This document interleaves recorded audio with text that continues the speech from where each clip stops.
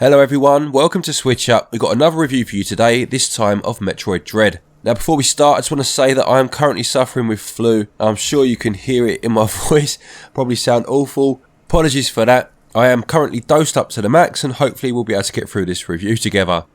The idea of Metroid Dread actually began back in the 2000s as a possible DS sequel to the Game Boy Advance's Metroid Fusion. The idea was eventually scrapped, but the name did the rounds for many years, including what was perceived to have been a hint of its imminent arrival in 2007's Metroid Prime 3. Well now, thanks to a development collaboration between Nintendo and Mercury Steam, Metroid Dread exists and is on the Nintendo Switch. 16 or so years though is a long time to feel the dread. Has it all been worth it? Well, thank you to Nintendo for the review code, and now let's find out.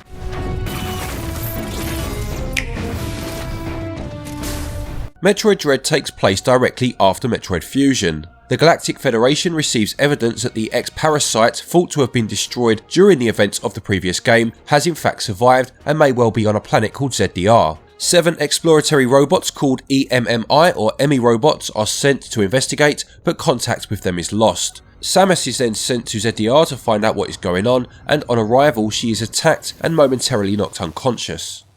So the game begins as many other Metroid games do, and that's with Samus having lost the use of most of her suit's powers, this time attributed to what's called physical amnesia after her battle with the warrior. This leaves her with just her power beam to begin with and an objective of reaching her ship on the surface of the planet far from her current location. This equates to navigating the various areas, taking on enemies and expanding your knowledge of the area via the computer stations, which will see your ship's AI, Adam, speak to you and will expand the coverage of your map. There will be areas that you at first cannot access. It may be that you cannot open the door, or the temperature is too extreme one way or the other for your current suit configuration to handle, and as you explore, you will begin to find ways of gaining access to said areas. Possibly by reacquiring your charge beam, say, allowing you to open doors that require a charged shot, or by flipping a switch that redirects the flow of fuel, granting you access to otherwise inaccessible areas. The reacquisition of your abilities will also begin to allow you to traverse further and reach parts of the environment that you wouldn't have otherwise been able to. To use another very early example, your spider magnet ability allows you to stick to certain surfaces, Spider-Man style, and make vertical progress that would have otherwise been impossible. This is all standard in terms of 2D Metroid games of old, and the genre they subsequently shaped of course, but Metroid Dread doesn't just go through the motions, and has some incredibly tight level design that ties all of these powers and abilities together fantastically well. Aside from this though, it has another trick up its sleeve in terms of the aforementioned EMI robots, which appear to have gone rogue and present a very real threat to Samus.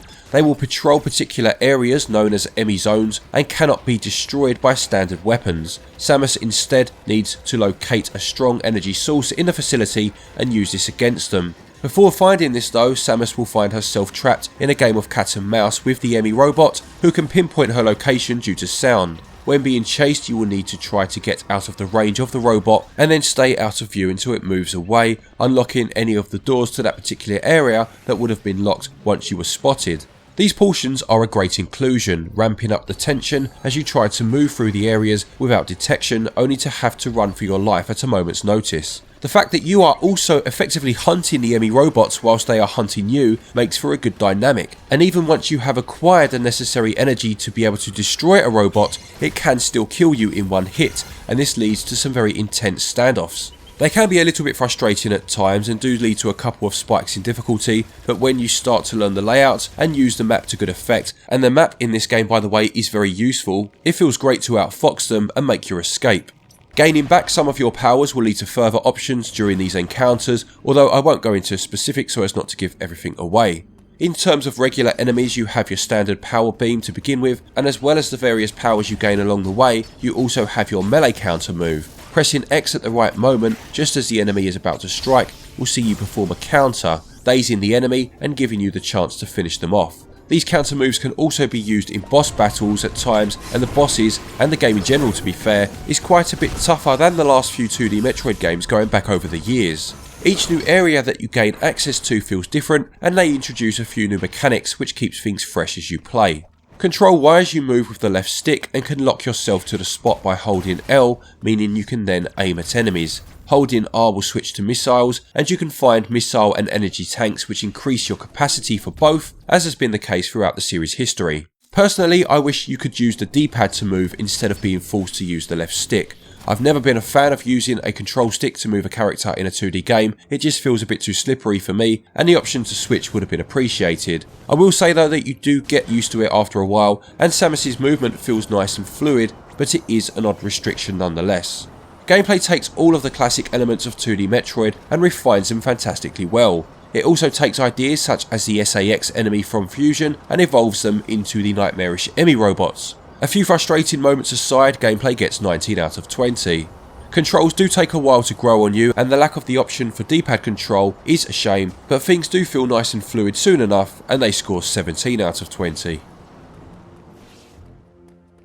In terms of the visuals, Metroid Dread modernises the 2D series by creating a world that feels impressively large in scale and also provides a real cinematic sense.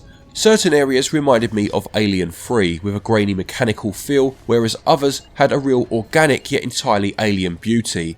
The use of light and shadow in the background builds areas that are foreboding, but also helps to flesh out the impression that there is a fully 3D world just behind where Samus is standing.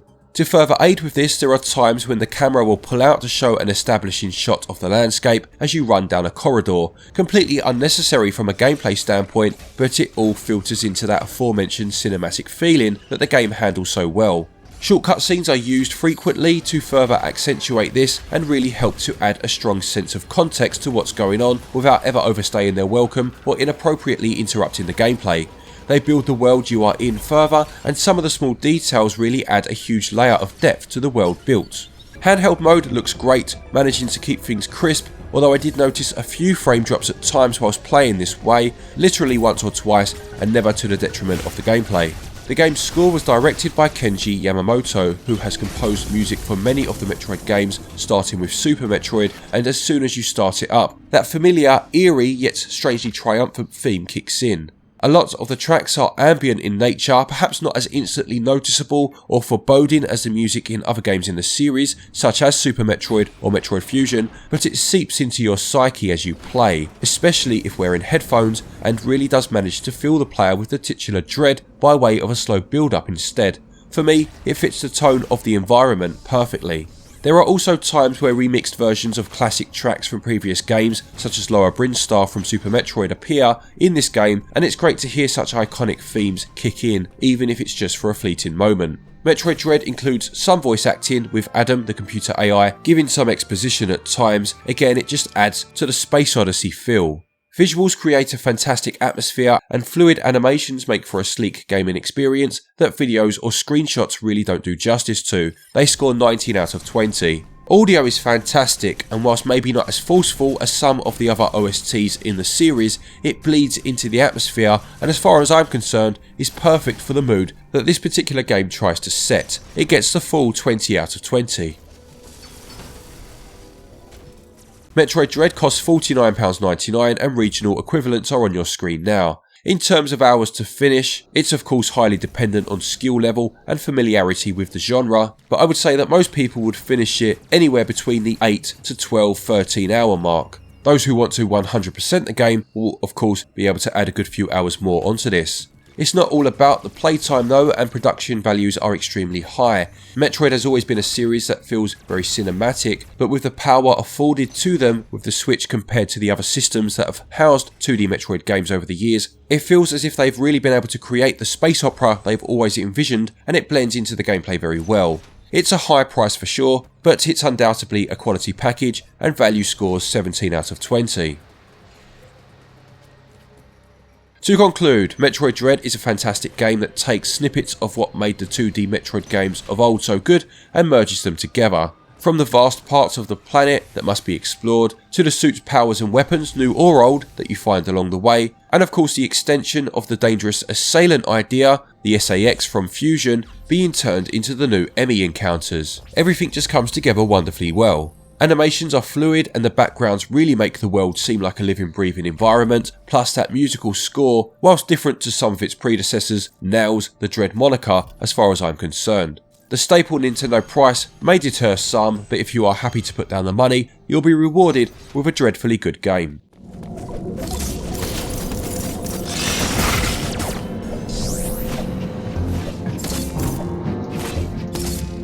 Metroid Dread gets a SwitchUp score of 92%. Thank you everybody for watching this review. I hope you enjoyed it. Please do remember to leave a like if you did. Apologies if I was struggling through that. The Lemsip was starting to wear off by the end, but I hope you enjoyed it nonetheless. Have you picked this game up? If so, what do you make of it? Please do let us know in the comment section below. A quick thank you to our Patreons as always for your continued support, and to each and every one of you for watching our videos. Take care, and until next time, happy gaming.